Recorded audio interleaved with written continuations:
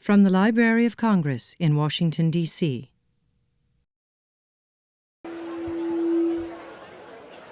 Good morning and happy anniversary. This is the 10th year.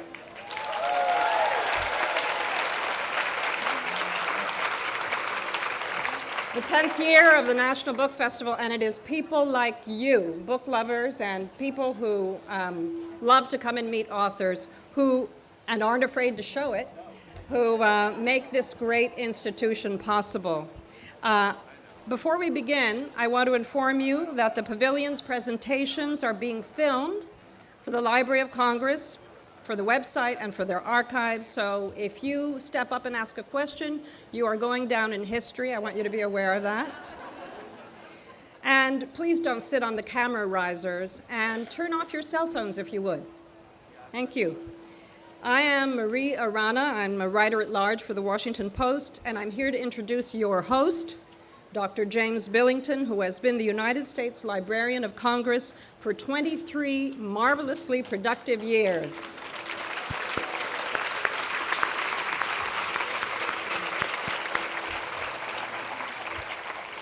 He's only the 13th person to hold the position since the library was established 210 years ago. Think about that. There have been 43 presidents, from John Adams to Barack Obama, but there have only been 13 librarians of Congress during that time. Dr. Billington's accomplishments are legion and legendary. Allow me to mention a few. He's the force behind the Library National Digital Library Program, which makes available online millions and millions of publications from the Library of Congress, as well as from other libraries and research institutions around the globe. He created the James Madison Council, whose members help govern and shape the important work that the library does. He's the founder of the John W. Kluge Center, a haven for scholars around the world who produce a wide array of groundbreaking scholarship. He's established unprecedented exchange programs with Russia, which is, in fact, his personal field of scholarship, but in truth, he's built bridges with regions all around the world. Perhaps most important, at least today, on the 10th anniversary of this magnificent living institution, Dr. Billington is the mastermind behind the National Book Festival, along with Laura Bush. And this festival, as you well know, is one of the great public celebrations of books and reading in this country. It's a great honor to introduce a national treasure, the director of the National Book Festival and the U.S. Librarian of Congress, Dr. James Billington.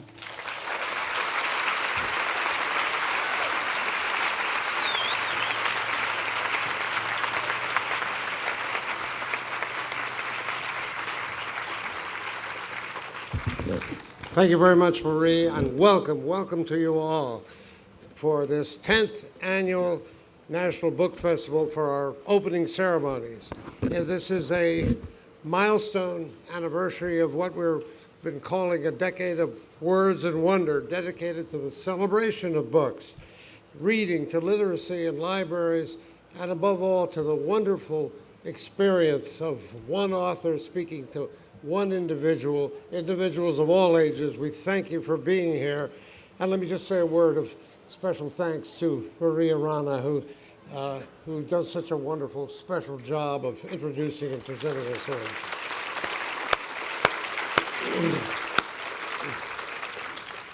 Supported by our honorary chairs, President Obama and Michelle Obama, and organized by the library and the wonderful staff, all these shirts you see with National Book Festival, these are Library of Congress volunteers on their own time. They're not getting overtime for this, but they want to be here because this is a corporate expression of your library, the National Library, commitment to all of this, and libraries everywhere.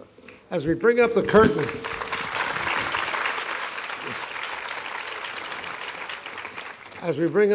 on this very happy occasion, we realize that there will be young adults here in this very audience and throughout the day who have virtually grown up with the National Book Festival.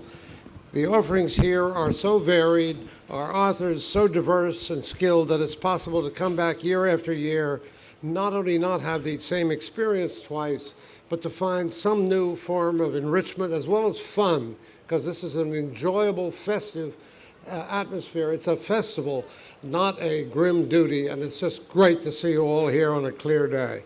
We've welcomed so far over the decade about 1 million book lovers of all ages to the National Book Festival. And this year, the festival has a particularly international flavor. On our stages today, we have several authors from a variety of nations who've won prestigious international awards, including the Nobel Prize for Literature. We welcome them all, and we await to hear their stories with great interest. Everybody loves a good story. Stories unify people. Theories tend to divide them. America's a pretty great story composed of a lot of individual stories, and our authors today span the globe as well as our own nation. So it's a distinct privilege to introduce our opening author, Isabel Allende, who is known throughout the world, is a best-selling Chilean-American writer, born in Lima, where her father was a Chilean ambassador, her uncle, the Chilean President Salvador Allende, who was assassinated in a military coup in 1973.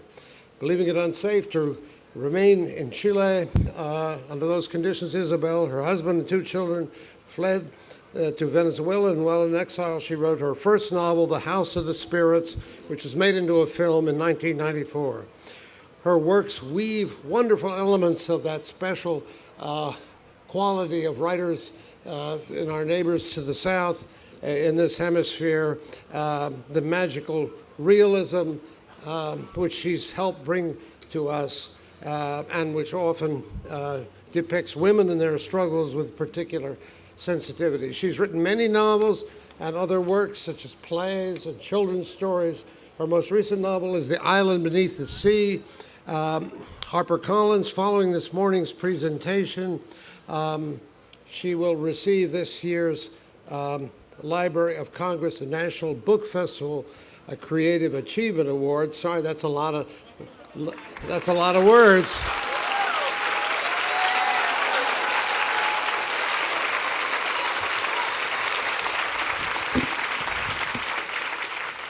That's a lot of words, but she has such a universal range and such wonderful sense of humor and of humanity that we weren't going to reduce the name of that prize in her honor to an acronym. And what?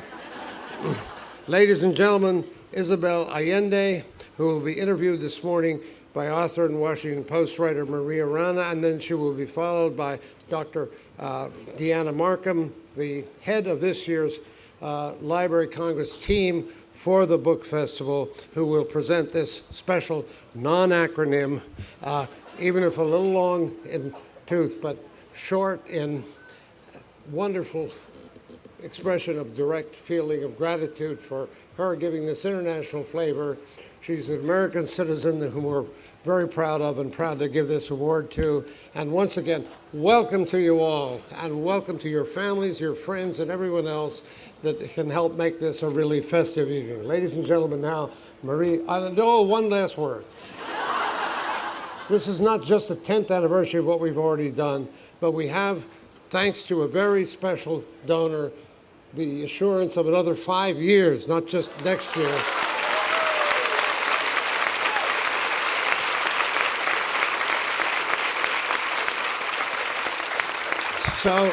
So please give a special round of applause to our special donor, a great friend of things in this city that are important to the country as a whole, David Rubenstein. Please take a bow, sir.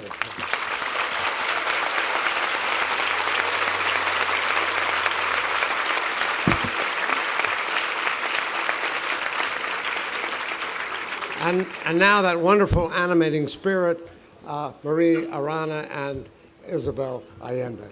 Thank you both.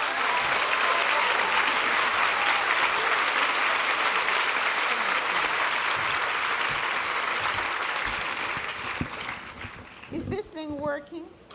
Yeah. Oh, good. Okay, well, Isabel Allende is obviously very well known to you. She's been beloved to you. She's been translated into 30 languages, sold 60 million copies of her books around the world. Where's the money?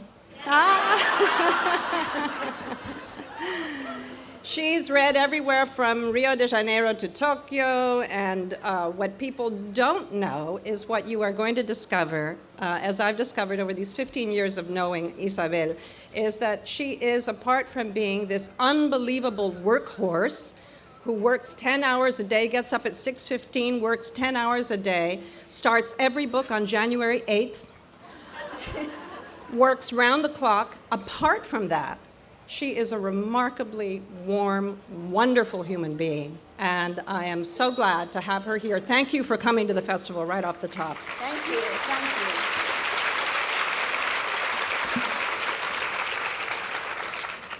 you. Okay, let's start with present history, The Island Beneath the Sea. You've written a very stirring book about a Haitian woman, a slave mulatto, who survives the violent Haitian Revolution, barely, and comes to New Orleans at the turn of the century, 19th century. Clearly, you chose this subject before the Haitian earthquake happened, possibly before Hurricane Katrina. What led you to it? Tell us about that. Well, actually, I wasn't planning to write about a slave. I was planning to write about New Orleans, a city that is just fascinating, very different from all the other cities in this country, and probably unique in the world. And much of its flavor comes from 10,000 French white colonizers that escaped the slave revolt in what is today Haiti. And they went to New Orleans, where they bought land and they established themselves. They came with their white families, of course, but they also brought some domestic slaves that they trusted. Slavery was not abolished at the time in the United States, but trade was, so you couldn't bring slaves from abroad. But the pirates of the Caribbean were selling slaves. So this input of Africans into the country was very important in this city, and there was a large population of free people of color with their own culture, with their own cuisine, with their music, and that's what has given that city its flavor. Now, it's a very intriguing title, which I'm not sure. I've read the book, but I don't remember that you actually really explicitly explain the Island Beneath the Sea. Tell us about that. That's a marvelous lyrical title. Well, the slaves that were kidnapped and sold in Africa came from different places in Africa. They had different religions, different languages, different ethnicities. They were not homogeneous at all. And one of the things that the slave traders did was separate people from the same village or the same family. Because when people are together, they are empowered. And so they would separate them and sell them separately. However, in Haiti, they developed a sort of bastardized French mixed with African words that became Creole, the language they spoke. They communicated with the drums, and they had in common a spiritual belief that we call voodoo. And it is a mixture of, there were many Muslims also that came as slaves, and animists and different religions. And they created this religion that was extraordinary. They believe in one God only, and you cannot reach that God, it's too far away. But there are the Loas who are like the saints in the Catholic Church, and the Loas have different functions in the spiritual world. There's one for death, one for love, etc. And during the ceremonies in trance, the practitioner would be mounted by the Loa and become the Loa. And they would have these people who had no power, no control over their lives at all.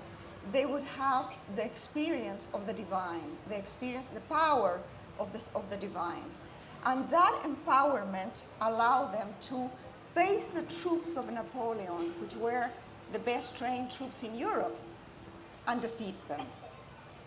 They believed that for every man or woman that was fighting, 10,000 souls had risen from the island beneath the sea to fight with them. The island beneath the sea was paradise, Guinea, the place where you went, your soul went when you died. And so that's the title of the book. Now, a few people realize, as Isabel so clearly describes in this book, the incredibly bloody revolution that the Haitian Revolution was. It was a roiling time. Everything was burned to the ground. And for a long time, Haiti was ignored by the world. This is a really quite amazing bit of history, which affected, of course, Louisiana and New Orleans, because in the way that Cubans have created and defined Miami, the French from Haiti, the white overlords and the black slaves defined Louisiana. Tell us about your research for this. How did that start and how did you conduct it? Well, first I want to say that this is a book about a slave, and the subject of slavery is, of course, very important in the book, but it's really a human story. It is not, it's not awful to read. It's actually, I think, very entertaining, so please buy it. What was the question? Yeah. How did you research this how I incredibly researched. entertaining novel? Well, plagiarizing, of course, because that's what you do when you research. First, you read the history books, but the history books are written by the white men, and they're always written by the winners. You never hear the voices of the people of color, the losers, the victims, the women. You never know how people really lived. And so then there is correspondence, memoirs, the libraries can provide wonderful stuff, of course. And the rest also is a little bit of imagination, because once you have the time and the place researched, then you write about people. It's their stories, and people are the same. We tend to think that people that lived before us were simple-minded. No, they didn't have the technology maybe, but they were just as complex. And if you read any of the letters or the documents of the time, even written by slaves like was Toussaint Louverture, they're extraordinary pieces of literature. People had really a very sophisticated way of writing and thinking and living. And so just imagining how they would behave today, I can't write about what happened then, because people are the same. We all feel the same, and we felt the same 200 years ago. There's nobody who makes that point, I think, better than Isabel Allende in her historical novels. She's written quite a few. Since The House of the Spirits, it's been 28 years since that book. And oh my God, am I old? No. You've written 16 books, all of them No, since 18. then. I'm sorry. Yeah. 18 books, 17 since that first one. And boy, I've got to be really sharp on here. And every single one of those books was different. It seems to me, from Eva Luna right through to Paula, Inés of My Soul, to This Island Beneath the Sea. Each one is very, very different. What makes you want to experiment as you do? Because every single book to me is a different experiment of Isabel Allende's. Well, I wish one could do the same with husbands, you know? Keep experiencing new husbands. That would be wonderful. But so I live in my books all the stuff that I can't live in my real life. You know, once I was in a meeting with librarians. It was a huge conference of librarians. And it was mainly middle-aged women with glasses and a little overweight. And one person in the audience said, the first question was, are the sex scenes in your books from real experience? And I looked at the audience and realized I couldn't lie. So I said, I wish. It's just research and imagination. So it's the same for the subject of the books. I don't know why. Every story is like a seed inside. And some seeds start to grow and grow. And I think that it's always related with something that is really important for me. It's either a cause or an idea or an experience that has a very personal meaning. And then I start writing without a script, And the story unfolds, and then I don't know why I'm writing about it. Why would I write about an African slave? Culturally, I'm not close at all. Physically, she's completely different from me. Why would I write about that? And I think that it has to do with empowerment of women and the obsession that I have always had with freedom and justice. Not freedom in the, can you hear me? Not freedom in the, the big word, internal freedom, the way that you can have choices, because freedom is about choices. And that has always been really important for me, and the slaves had none. So in this case, why would I write about this? Because it's an extreme case of what has always been my obsession. And in all my books, you will find marginal people who are not sheltered by the big umbrella of the establishment, people who have to overcome huge obstacles to have a destiny, a life. I'm not interested in suburban, middle-class, white guys. I couldn't write a novel about Wall Street, about Washington. I couldn't.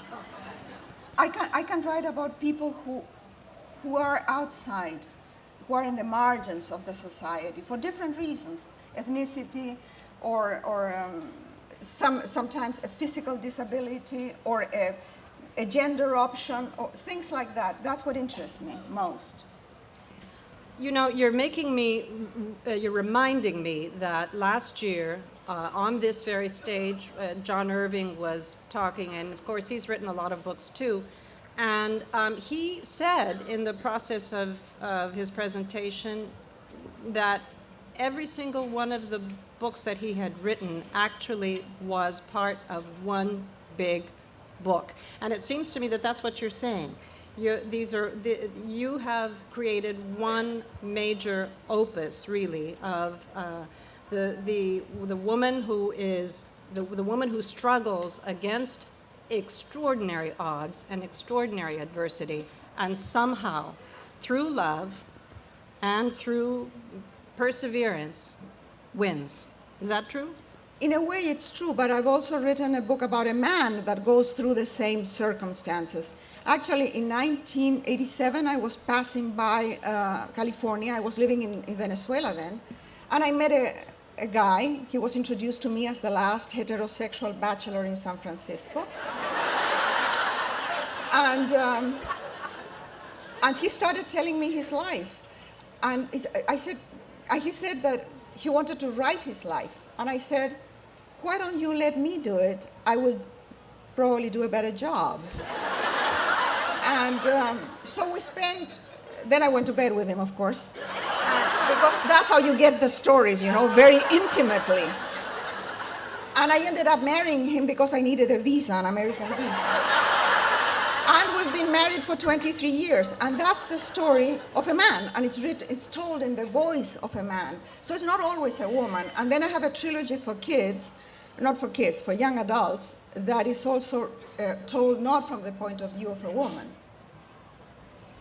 I also want to ask you about your family history, which is such a big part of your persona in a way. I think a lot of people have it wrong. I found out by going into the internet and seeing that a lot of people actually believe that you were the daughter of Salvador Allende. You were actually the daughter of a cousin of Salvador Allende. But that September 11th, which greatly precedes many, many years ago. It was 1973. The September 11th had happened 10 years ago. Was dramatically imprinted on your life and was in many ways, I think, perhaps the impetus, because it booted you out of your own country and made you an exile for the rest of your life. Could you tell us a little bit about that sort of the political aspect of your background?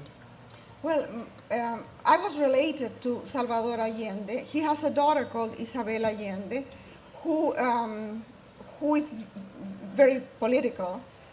And so when she's asked to sign my books, she does. And when I am told that I was marching with the communists in Rome, I said, yeah, I was. So why are you going to explain so much? She's tall and she has blue eyes. On September 11th, a Tuesday also, at the same time of the September 11th here, in 1973, we had a military coup, which was a terrorist attack against a democracy, the strongest and longest democracy in Latin America, in Chile. And it was backed by the CIA, by the way.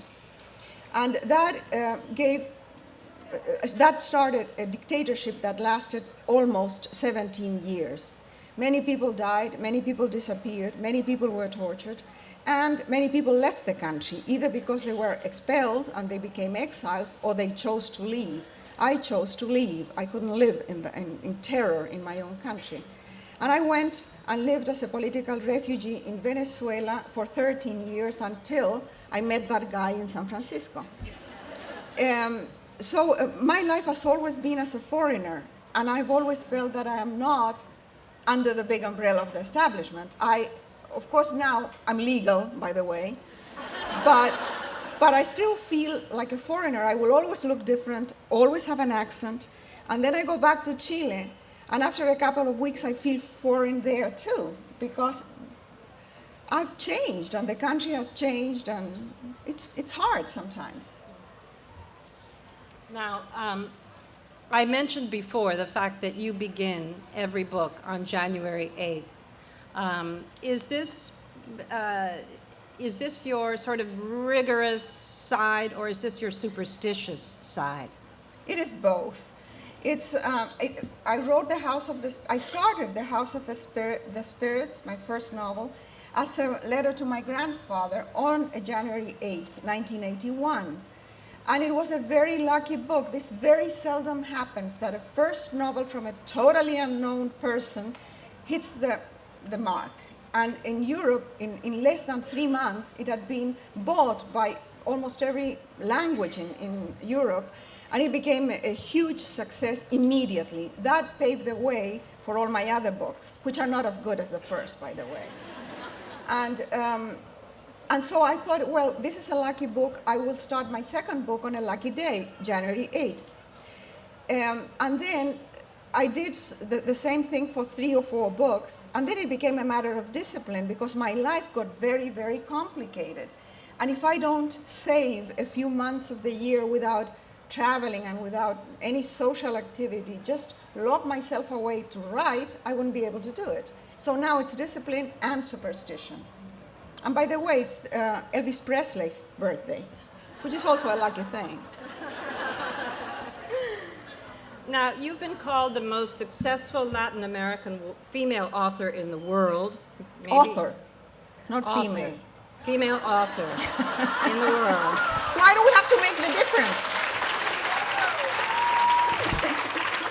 That was going to be my question to you. You're anticipating. The distinction is really ridiculous, right? I mean, in fact, Isabel Allende is, well, I know this because I checked it out, it sells more today in contemporary life than Cervantes, than Garcia Marquez, than Carlos Fuentes.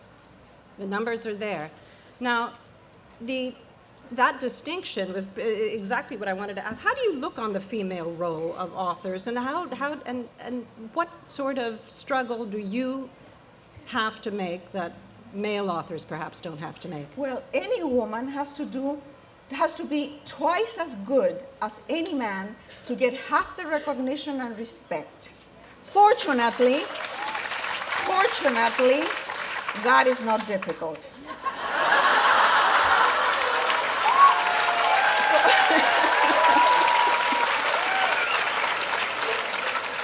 So, as a writer, I'm always called a narrator, a storyteller, a female writer.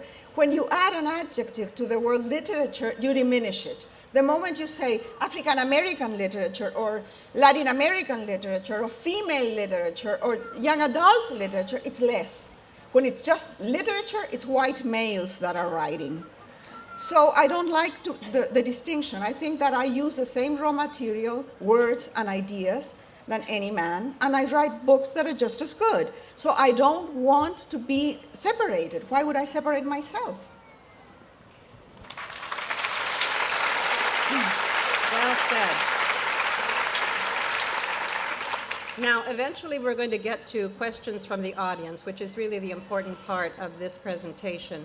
But I had such fun a few years ago doing the Proust's questionnaire. Do you know about Proust's questionnaire? Oh, don't do that to me, please. Oh, I'm going to do it. The Proust questionnaire, which is very, very silly and fun, and all your questions were all your answers were wonderful.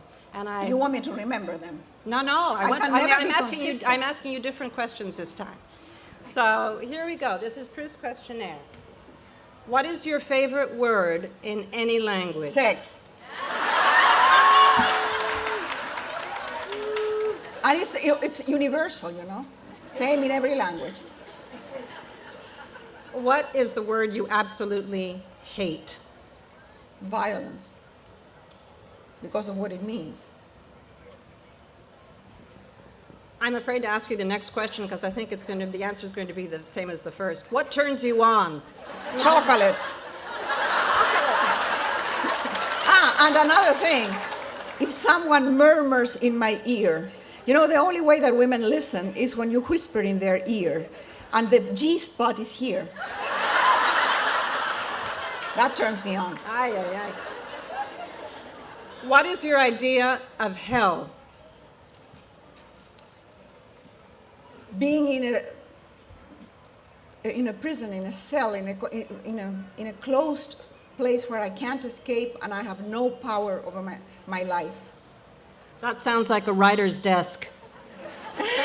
No, because in the writer's desk, you fly. You are with the character. You are the characters. You are in the story. Oh, it's incredible freedom.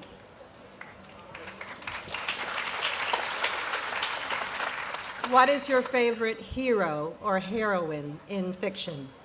There are many, but I love Zorro. You know why I love Zorro? Because Zorro is an action hero that has no special powers. He's just a young guy, athletic, humorous, not violent, who humiliates the enemy but doesn't kill, and who just puts on a mask and fights for justice. We can all do that. We can all put on a mask or not and fight for justice. We don't need any special powers. And I love the fact that he's what we call in Spanish, liviano de sangre, with a light blood. I mean, he's funny, he's athletic, he's young, he's just wonderful. The lightness of being. Marvelous. Now, who is your favorite hero or heroine in real life? Actually, my mother.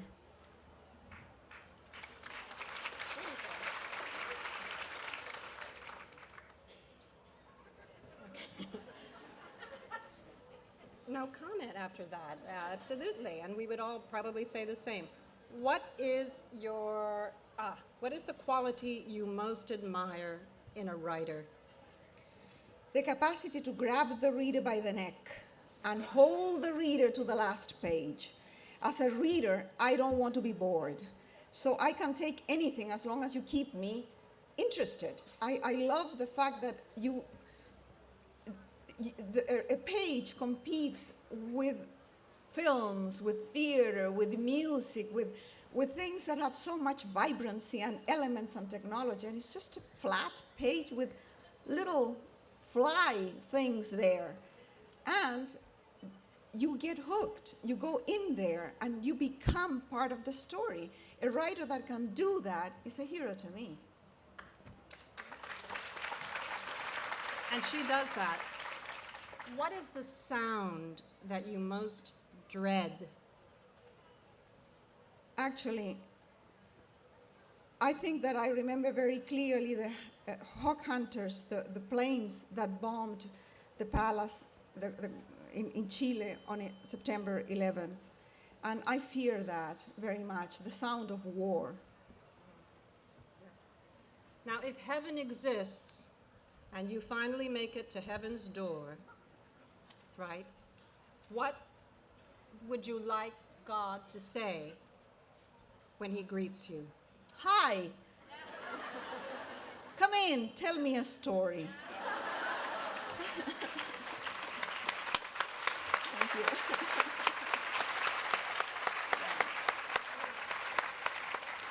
Now we're ready to take your questions, so please, there are 2 microphones here, and come up.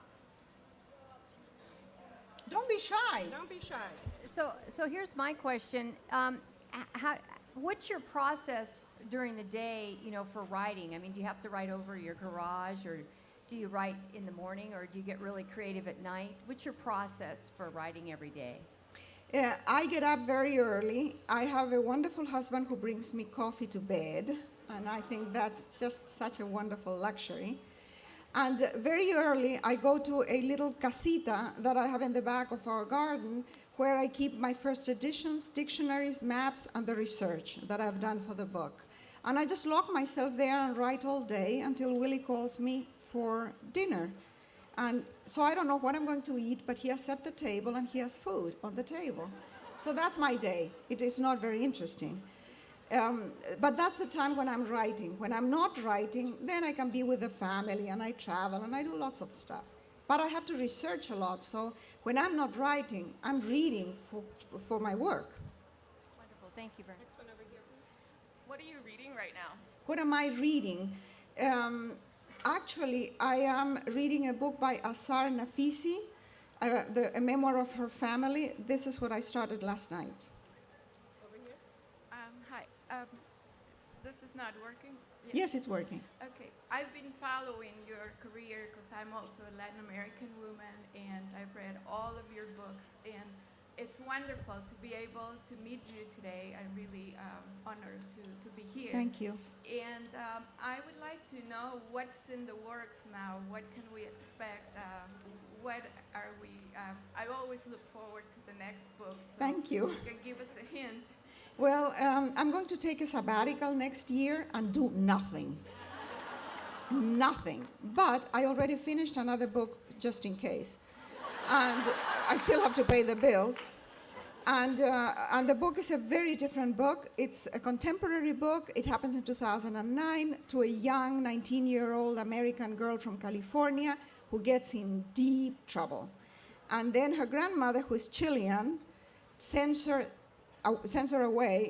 to a very remote island in the archipelago of Chiloe in the south of Chile, where life is very rural, almost medieval.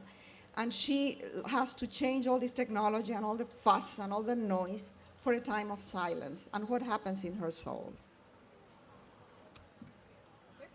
Hi. I was wondering if you had read Madison Smart Bell's books on Yes. the Haitian Revolution, and how, if they influenced and Yes. how they influenced your Yeah. Madison Smart Bell has written a lot about Haiti. He has a wonderful trilogy that is fiction, and he has biographies of Toussaint Louverture that are extraordinary. And of course, I read them. And as I said, when you research, you also read fiction. You don't read only history books, because other writers have already researched, and also they have contributed. So of course it influenced me, and of course I am very grateful to him and to other writers of fiction that wrote about slavery and wrote about, because not only, I mean, you can find all the information in the history books, but when you read fiction, you really get into everyday life, and that's so interesting. All Souls Rising would be very bloody. Wonderful, but of course it's very bloody, because Haiti at the time, I mean, it was called Saint-Domingue, slaves were expected to live in the plantations between 4 and 6 years. They were exploited to death with the most horrible, bloody, cruel punishments. So of course it's a very violent trilogy. Over here, please. I read The Casa de los Espíritus when I was 16, and it changed the direction of my entire life. It was an amazing book. But one of the things that's always puzzled me is the relationships oftentimes were abusive, but the woman maintained this love for their husbands, like, remaining in the home even after he hit her, knocked her teeth out. She remains in the home, her spirit remains in the home, looking after him and loving him. And as someone who is such a force for female empowerment, I was wondering the reasoning behind that. Yeah, well, if I would write a book about a husband who hits his wife today, a contemporary story, of course you would get out of that relationship. But at the time, in the 1900s, 1930, 1940, women in Chile could not get out of a relationship. There was no divorce, and there was no greater scandal than leaving your husband. And that's what my mother did, actually. My mother and my father separated. And my mother was blamed for it, although my father was to be blamed. So the story is placed at a time when women did not have an outlet. And I think that in the case of that couple in particular, he adored her. He was just a very angry man and a very unhappy man, but he really adored her. So the relationship is much more complex than just a violent man and a submissive wife. My students are reading "And a Play We Are" created this week in Missouri, and I would just like to ask, what is the most difficult part of the writing process? Of the writing process? Of the writing process. I don't remember that story. Did I write it? You did. I did. Oh. Must have been a long time ago. What's the story about? It's Rolf Carle. It's the girl that's trapped in the mud pit. Oh, because it has another name in Spanish. I'm sorry. Yes, that's okay. And I write in Spanish only. Yes. And I can never remember the titles in another language. That story is based on a real case. Yes. It's the story of Omaira Sanchez, a little girl that was trapped in a mudslide in Colombia. And she lived for 3 days, trapped in the mud up to here, and you could see in every television in the world, because they flew the televisions and the press in, you could see her dying for 3 days, and they could not fly in a pump to pump the water and save her life. So that is a very dramatic and awful story, and I always have a photograph. During Katrina, I thought of your story so often. And what it takes to write a story like that. I was a journalist, and so I'm aware of the stories that are always floating in the air, the extraordinary stories. You get in a car, and someone tells you the story of her family, and it's 9 kids, and the father committed suicide, and there's another book, You just find these wonderful stories. Now, which story you will write, it depends on the moment, and it depends on what you are feeling. In the case of Omaira Sanchez, again, it's the story of a person who is trapped, who can't escape. I am delighted to meet you face to face. Thanks. Your books, most recently. Pull up the microphone, I can't hear you. I'm sorry. These tall people, I hate them. I read both in Spanish and in English, and the 3 books I've read most recently by you are La Isla Bajo el Mar, El Zorro, and Inés del Alma Mía. I'm fascinated by your creation of characters who overcome amazing obstacles and, as you mentioned earlier, are living on the margins of society. I want to zoom in on Zorro. How was it that what inspired you to create a story of his youth? Yeah, Zorro was not my idea. I was, one day in summer of 2003, was it, Willie?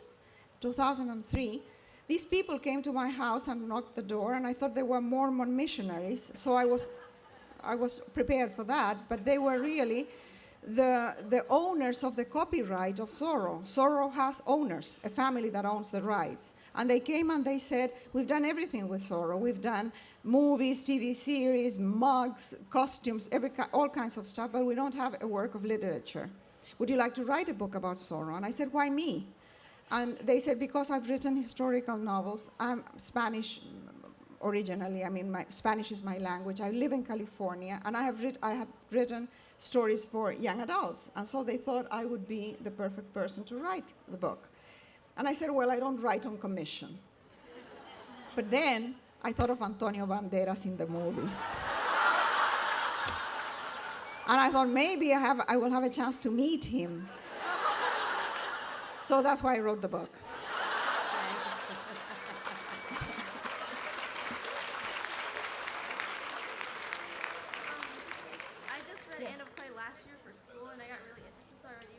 can't hear you. You have to get closer to the microphone.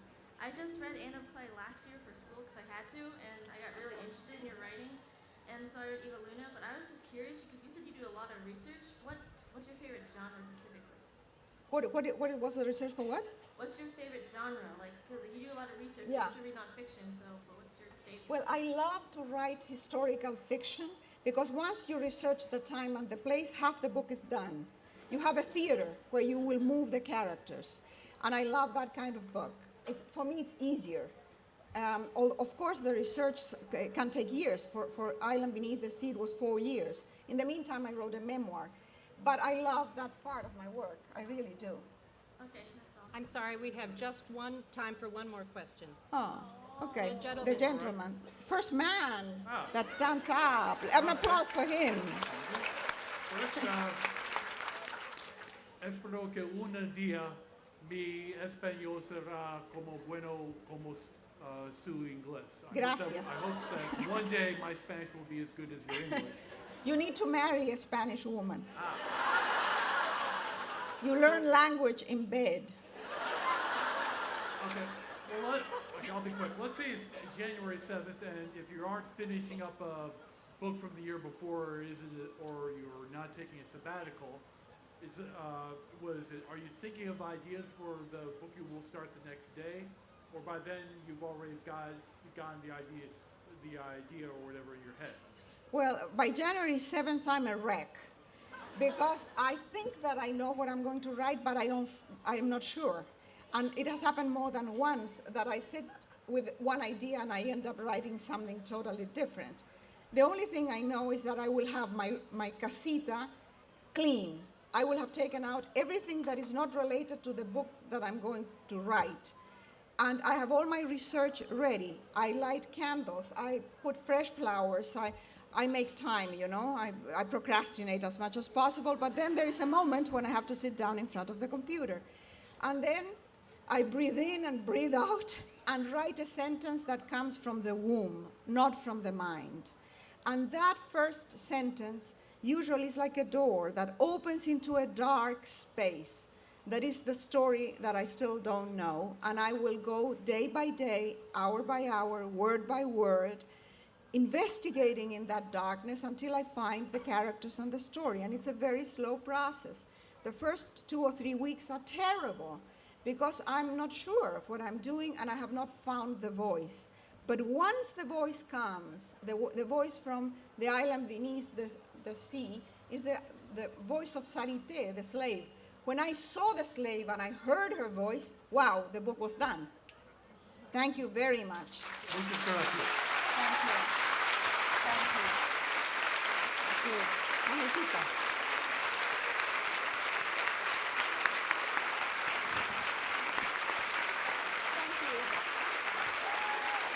Now, don't go anywhere because we are about to confer the National Book Festival Creative Achievement Award. I'd like to introduce Deanna Markham, who is the Library of Congress's Associate Librarian for Library Services. Deanna?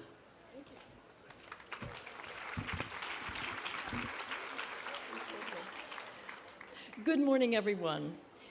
Isabel, that was absolutely wonderful. Thank you so much. It is my great pleasure to present to Isabel Allende the Library of Congress National Book Festival Creative Achievement Award.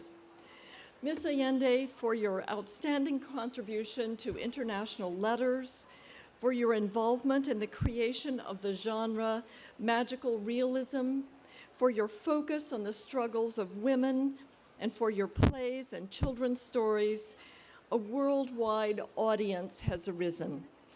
Ladies and gentlemen, please join me in recognizing Isabel Allende as the recipient of the National Book Festival Creative Achievement Award.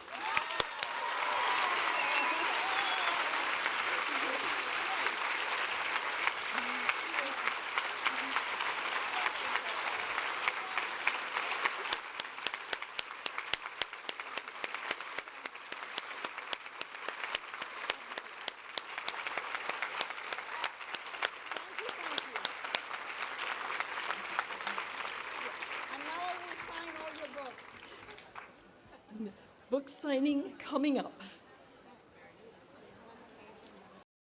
This has been a presentation of the Library of Congress. Visit us at loc.gov.